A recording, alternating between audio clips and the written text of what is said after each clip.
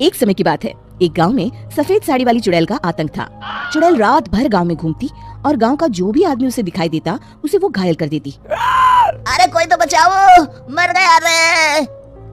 एक रात हरिया अपने खेत से अपने घर लौट रहा था कि तभी अचानक उसके सामने चुड़ैल आ जाती है। अरे बाप रे, ये चुड़ैल कहाँ से आ गई? आज तो मैं गया काम से।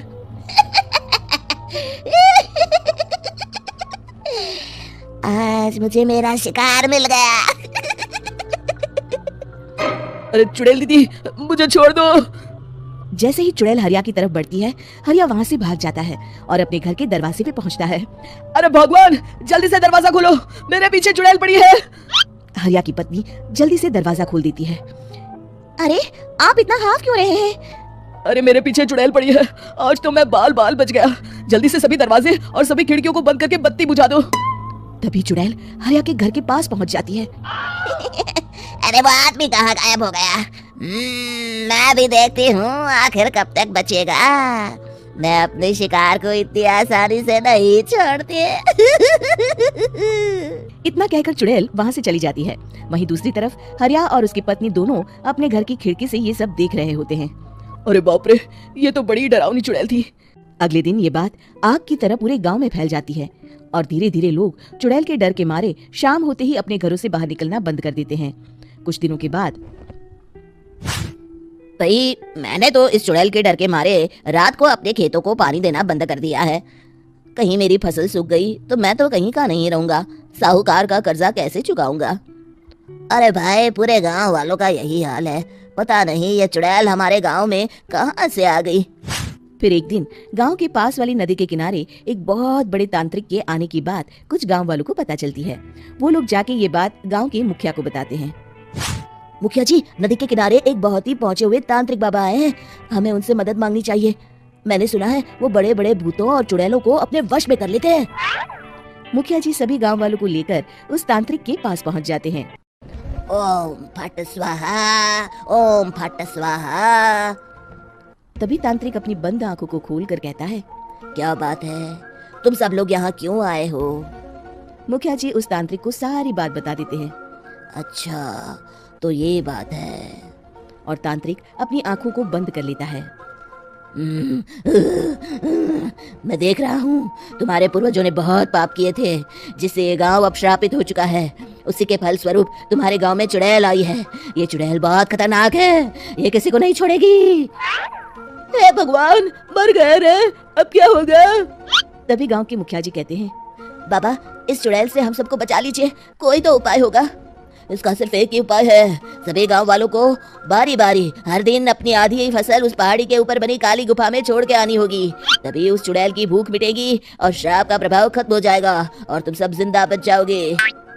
सभी गांव वाले उस तांत्रिक की बात को मान लेते हैं और वहां से चले जाते हैं। फिर अगले दिन से रोज उस गांव के लोग बारी बारी से अपनी आधी फसल उस काली गुफा के पास जाकर रखाते। कुछ दिनों बाद हरिया की बारी आती है। बाप रे, आज तो मेरी बारी है उस काली गुफा में जाने की। क्या करूं? वो तो बड़ी खतरनाक चुड़ैल है। मेरे तो हाथ पैर कांप रहे हैं। फिर हरिया डरते डरते अनाज की बोरियां अपनी बैलगाड़ी में लाद देता है। तभी हरिया की पत्नी उससे कहती है, देखो जी, संभल के जाना और किसी भी हालत में शाम होने से पहले वापस आ जाना। उस चुड़ैल का कोई भरोसा नहीं है जी। हरिया बैलगाड़ी में बैठते हुए कहता है, भगवान, मैं क्या वापस आऊंगा? लगता है अब तो मेरी खबर ही आएगी। इतना कहकर हरिया वहां से चला जाता है। रास्ते में जंगल से गुजरते हुए हरिया की बैलगाड़ी का एक चक्का बड़े गड्ढे में फंस जाता है। हे भगवान, अब ये क्या मुसीबत है? हरिया नीचे उतर के पूरी ताकत से अपनी बैलगाड़ी को गड्ढे से निकालने की कोशिश करता है। बहुत देर मेहनत करने के बाद हरिया की बैलगाड़ी उस गड्ढे से बाहर निकल जाती है। हे भगवान, अब तो शाम होने वाली है। आज तो मैं गया काम से। जैसे तैसे हरिया काली गुफा में पहुंच जाता है।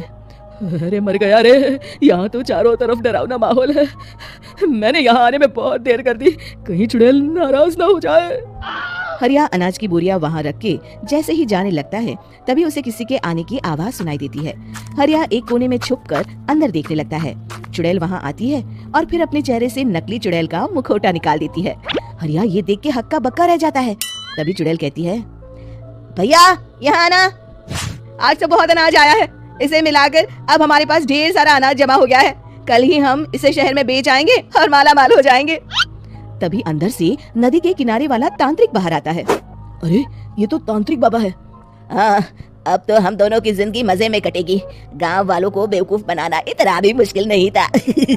लोग तो तुम्हें सच में असली चुड़ैल समझते हैं। हाँ, तुमने सही कहा। अब ये गांव वाले चुड़ैल के डर से जिंदगी भर इस काली गुफा में अनाज पहुंचाते रहेंगे। अच्छा, तो ये बात है। ये दोनों पूरे गांव वालों को बेवकूफ बना रहे हैं। अभी जाकर सबको बताता हूँ। हरिया उन दोनों की पूरी बातें सुन लेता है और जल्दी से वापस गांव में आता है। गांव वालों को पूरी बात बता देता है। इससे पहले वो दोनों हमारा अनाज लेकर शहर जाए, हमें उन दोनों को पकड़ना होगा। उधर दूसरी तरफ नकली तांत्रिक और नकली चुड़ैल बनी औरत एक बड़ी गाड़ी में सारा अनाज लाद के वहाँ से निकलने की तैयारी कर रहे होते हैं। जल्दी करो, इससे पहले हमें कोई देख ले। हमें यहाँ से निकलना होगा। और तभी वो दोनों देखते हैं कि सामने से सभी गांव वाले अपने अपने हाथों में मशाल लेके आ रहे हैं। दोनों बुरी तरह डर जाते हैं। रुक जाओ, तुम दोनों का भांडा फूट चुका है। अरे मर गए रे, ये गांव वाले कहाँ से आ गए? तुमने क्या सोचा इतनी आसानी से यहाँ से निकल जाओगे? ये अनाज हमने अपने खून पसीने से दिन रात खेतों में मेहनत करके उगाया है। दोनों मुखिया जी के पैरों में गिर जाते हैं। हमें माफ कर दीजिए, हम दोनों एक नंबर के कामचोर हैं। बिना मेहनत किए पैसे कमाना चाहते थे। हाँ, अब हम आगे से मेहनत मजदूरी करके पैसे कमाएंगे। हमें कुछ मत करना, हमें छोड़ दीजिए। इतना कह के दोनों गांव छोड़ के भाग जाते हैं और सभी गांव वाले फिर से खुशी खुशी रहने लगते हैं। शिक्षा, तभी तो कहते हैं कि किसी भी समस्या का समाधान केवल सूझबूझ से ही करना चाहिए और कभी हिम्मत नहीं हारनी चाहिए।